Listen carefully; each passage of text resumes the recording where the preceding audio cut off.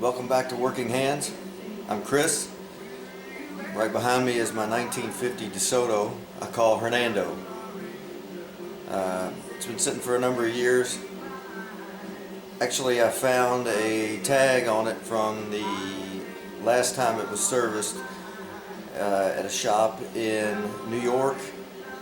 Can't recall the name of it, but I contacted them on Facebook and they're still in business, and that was in 1966, the last time it was serviced. I believe it was an oil change and fluids flush. I don't know when the last time this car ran was. I assume it's been a long time. It still has the original tires on it, as far as I can tell. Tubes and bias ply. It's all original, flathead 6, fluid drive 3-speed. And when I got it, it was stuck, but I have done some work to it prior to making this video. The engine is freed up, it does turn over. I bought everything but a distributor cap as far as the ignition goes. And I actually did get it to run, but it ran really rough, and I can only assume that the valves are sticking open because it is the flathead 6. So I think what we're going to do is take a look around it, introduce you to Hernando, and then we'll get it set up and probably take this head off and see if we can get those valves freed up and make it run. I would like to make this a summer daily driver because it's actually a fairly decent car. Like I said, it's all original. Someone redid the seats at some point and they're not bad, but this car sat as a display piece. It was more of a billboard, I guess, for one of those we buy junk cars kind of places. So I'm gonna grab the camera, give you a look around, and then maybe we'll get started.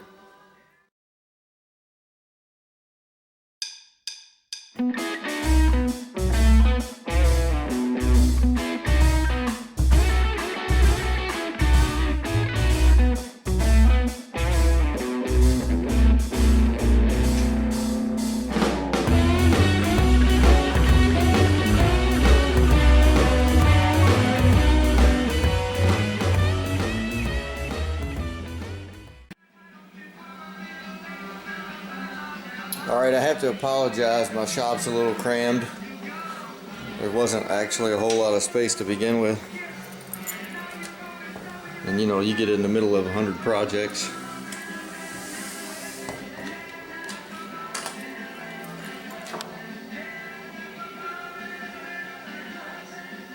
The black paint's almost perfectly weathered.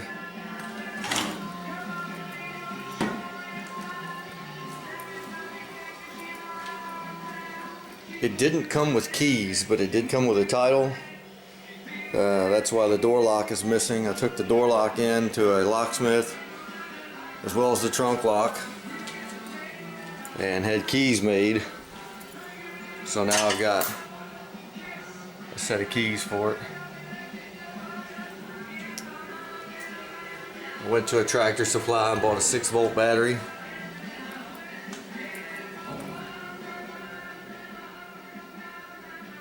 It is a positive ground system, which totally throws off my whole thought process on how to work on something.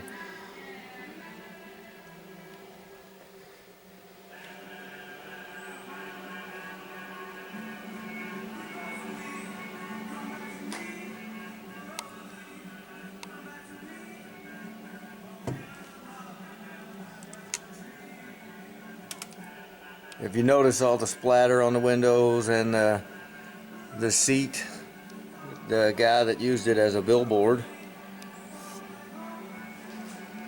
I'm not sure what his logic was, but he did paint all of the windows black, or most all of the windows black, and it did preserve the interior to a point, but you know, he also kind of made a mess of it. So I'm hoping some nice soft hand cleaner, or if you have any suggestions of what might take that off. The vinyl is getting a little crispy.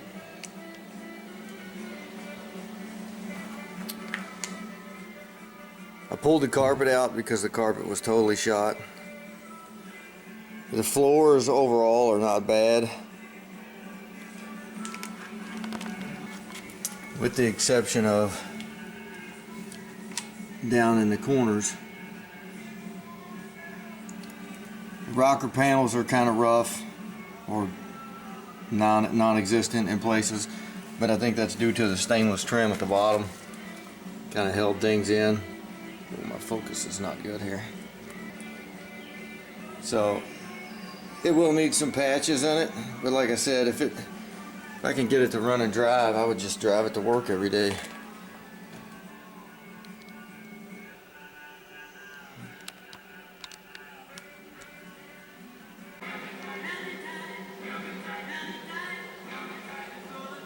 I mentioned the tires.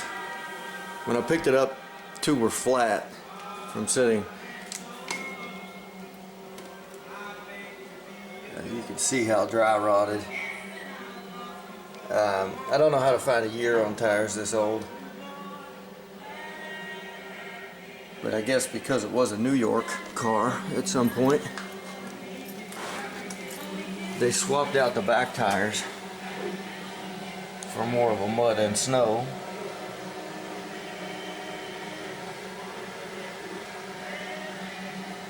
But I mean, you can still see the reflection in the paint. I mean,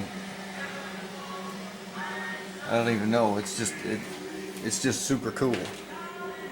It is a 4-door. It's the DeSoto S14.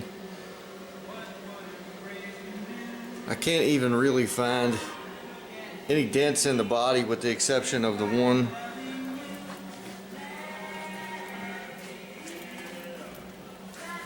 right here.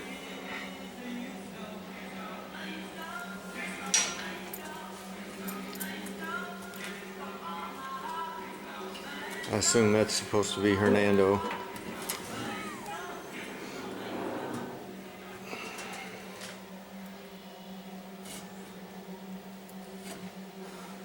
I've got terrible lighting here in the shop. This is the Flathead 6. I took the carburetor off, cleaned it out, and I did have it running like I said, but it backfired and bucked and spit, and so clearly, you know, we got valve issues.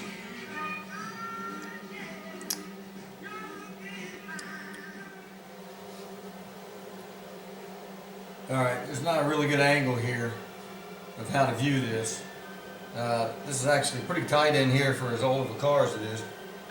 So first thing we're going to do is pull the plugs out, and I'll get the battery back in it and we'll turn it over and just check and see what kind of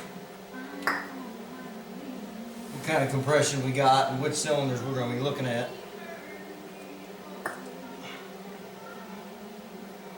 Probably also ought to label these because I just went by the old plug wires when I put these on.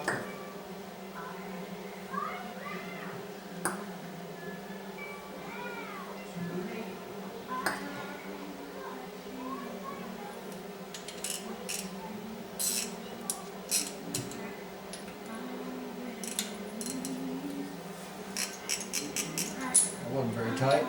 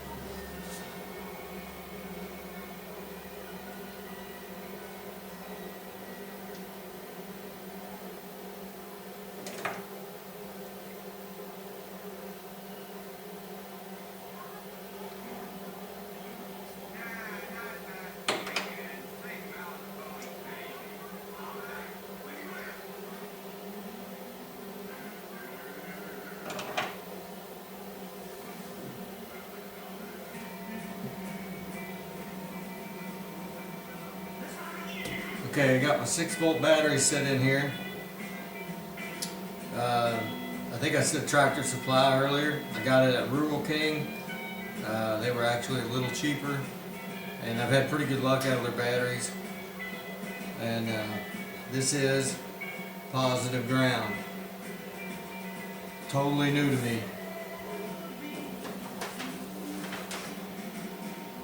So I got my starter button here. I'm going to go ahead and hook it up.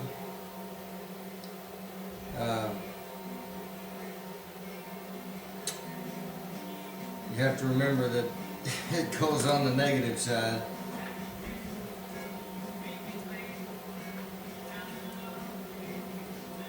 And I guess last time I labeled run down here on the solenoid.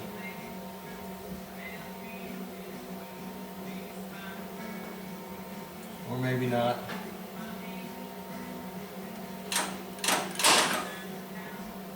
I guess I got it right.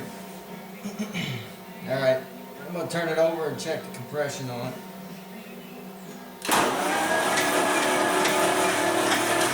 Nothing on the number 6. 5 has real good compression.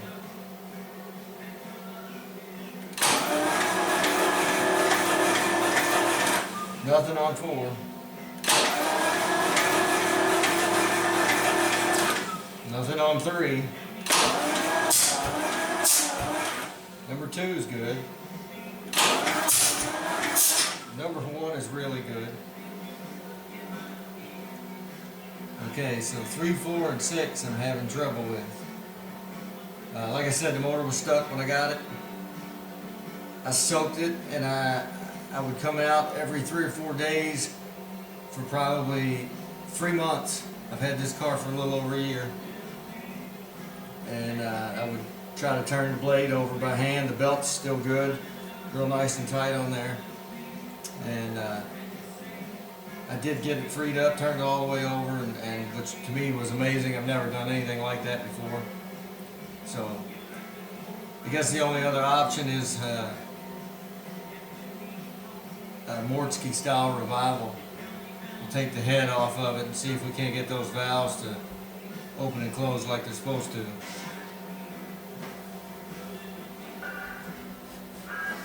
Okay, with all the stuff I got to take off here, I'll probably just speed through most of it with some annoying montage music, because I don't know that it's going to be real interesting. If I run into something cool, I might slow it down, but just hang on for a minute and let me get it apart.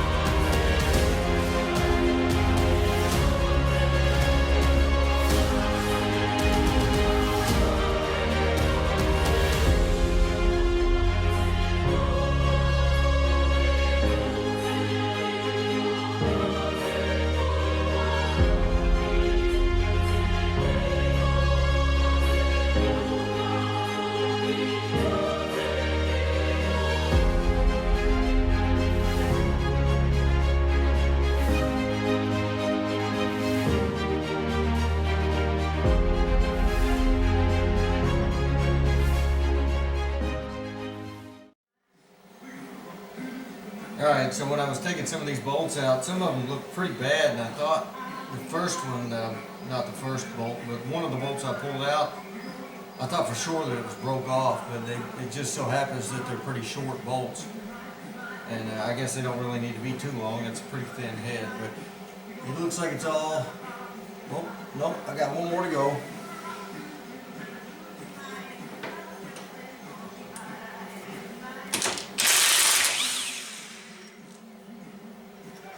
And you can see how short they are.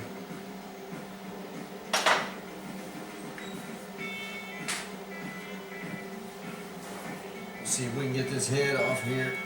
It seemed like it was moving a little while I was undoing the bolts.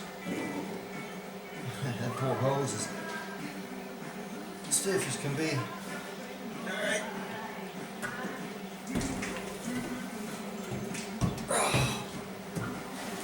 Oh yeah. Okay, so this is what the underside of the head looks like, and it looks like it's pretty clean. I mean, there's some pretty obvious carbon buildup, but I don't see any major pits. There's actually still the Blanchard grind marks on there.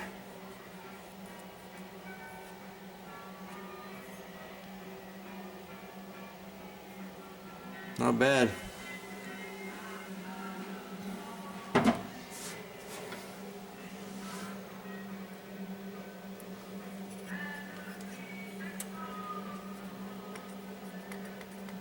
There's a little bit of a ridge. That's got a ton of just carbon crud.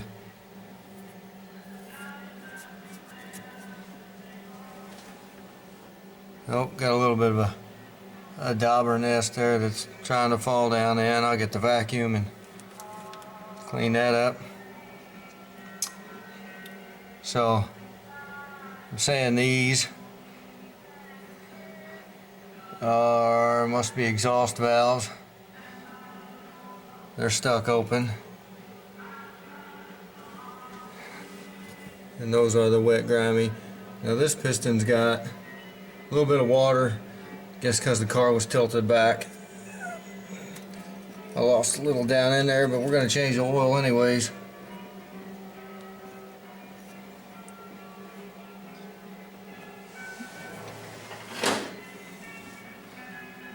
So we put the camera down, get this thing cleaned up a little bit, see if I can get some lube down in those valves, get them freed up, get them moving on their own.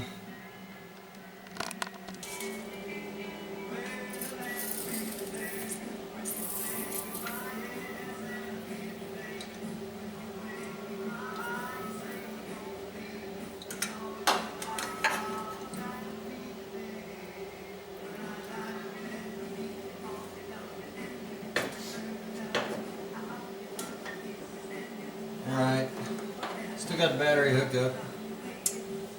I don't think I got anything that'll hurt. So let's see if we can check out the valves and see what's moving.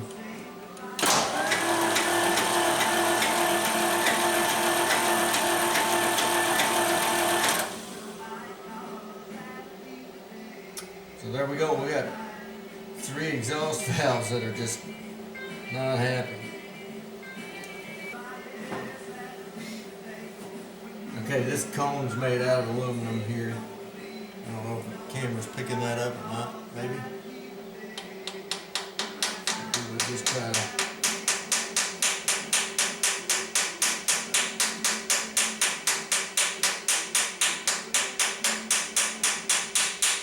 She is not happy.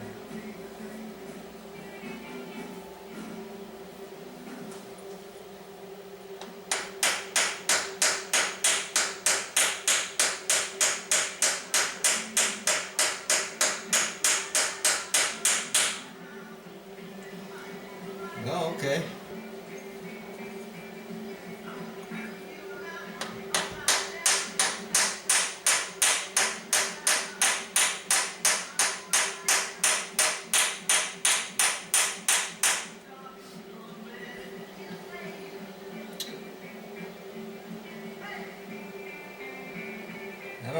try a little heat on it and see if that'll free it up. And I don't know that that engine's made enough heat in 50 years to even try to budge them, but maybe I'll get a little torch here and see if we can get some heat in there and free that up. I'd really like to save this engine, like to drive it the way it is if I can get it freed up right.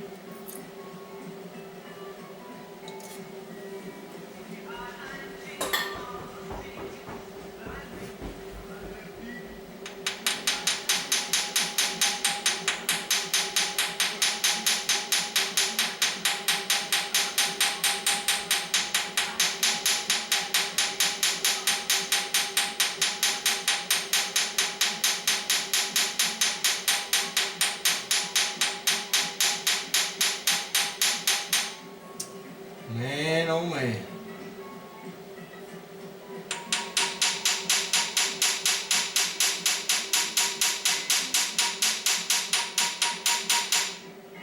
I don't want to force too much.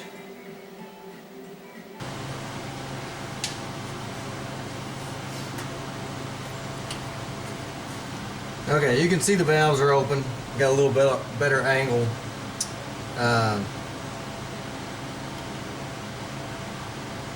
Obviously, not this many exhaust valves are supposed to be open at the same time.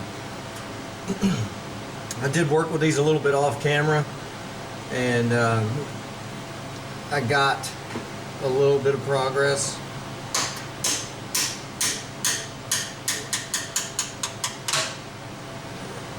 Once you get that one moving, it snaps down. Number 6 is a little better.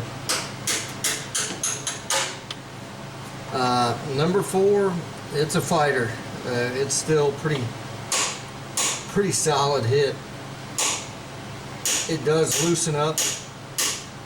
And by the way, I know that when the number 4 intake valve is open, that those 3 exhaust valves are on the circle part of the cam.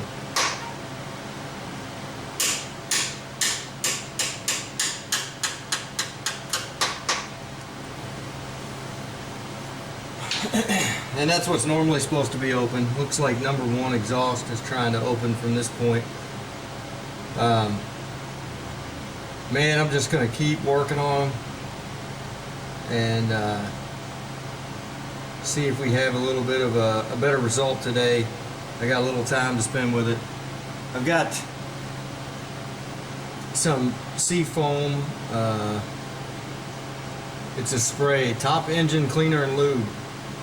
It seems to work pretty good on small engines and things. So I was trying it on the valve stems. I've tried PB Blaster. I've tried liquid wrench. I've tried heat with a propane torch. I know a guy that said for like rust and stuff on metal to try to dissolve it, he uses brake fluid, like stuck bolts and things, and I'm really not sure I'm ready to pour, you know, even small amounts of brake fluid down around the valves.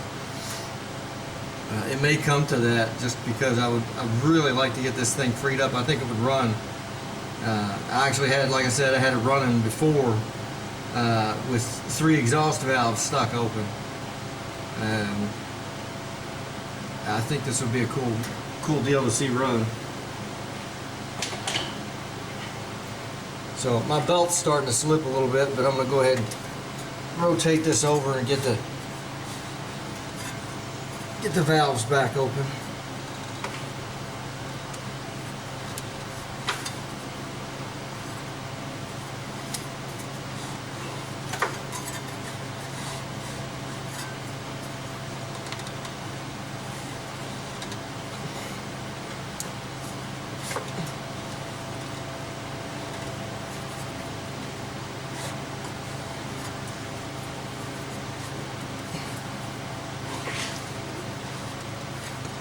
There it goes.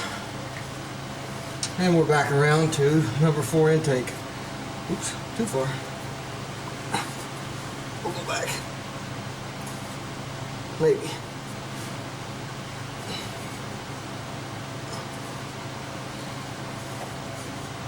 Nope.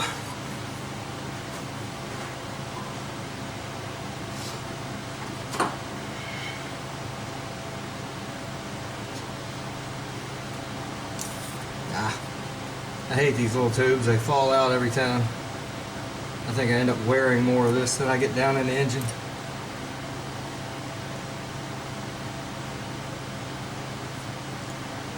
I don't know why this thing came with such a long stem. I don't know if it's for blowing down in your intake while your car's running or what.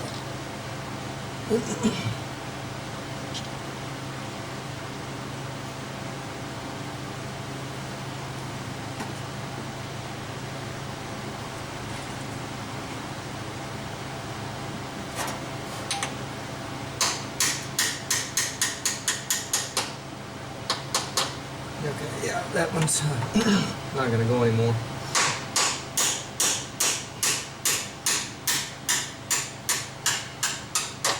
Man, that one's going to fight. That one's much better.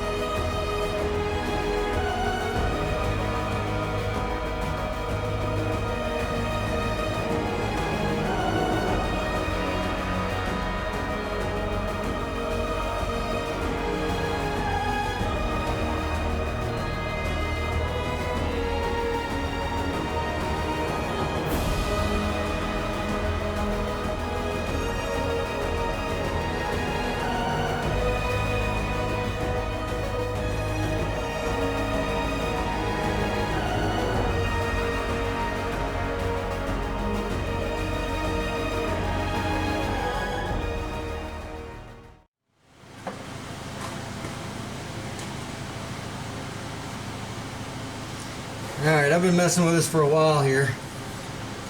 Let's see. I had number 3. Yeah, it's operating. But every now and then it'll hang up. But maybe with the engine running, a little vibration, it'll free it the rest of the way up. Now, number 6 back here has gotten snug again, which that's bad.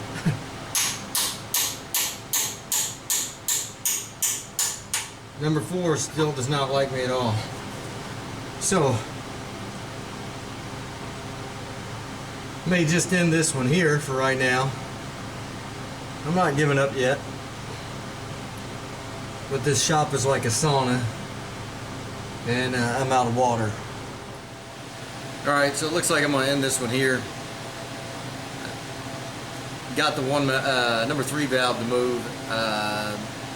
6 seems to have tightened up a little bit. We already talked about that. Give me a minute. So I'm going to get out of this Easy Bake Oven and get a little AC.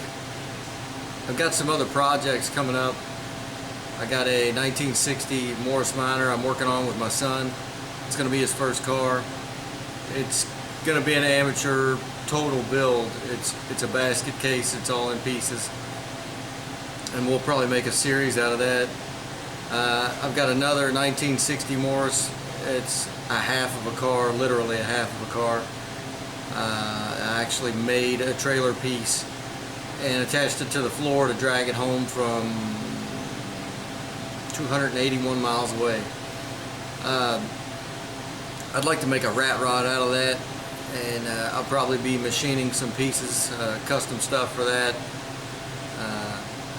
We have a big show around here every Memorial weekend, and it's all custom home-built rat rods and hot rods and things like that, and it'd be cool to put that in there. So if you like what you saw here, hit the like button, subscribe. If you hit the bell, you'll know when I put out another video. It'll take me a little while.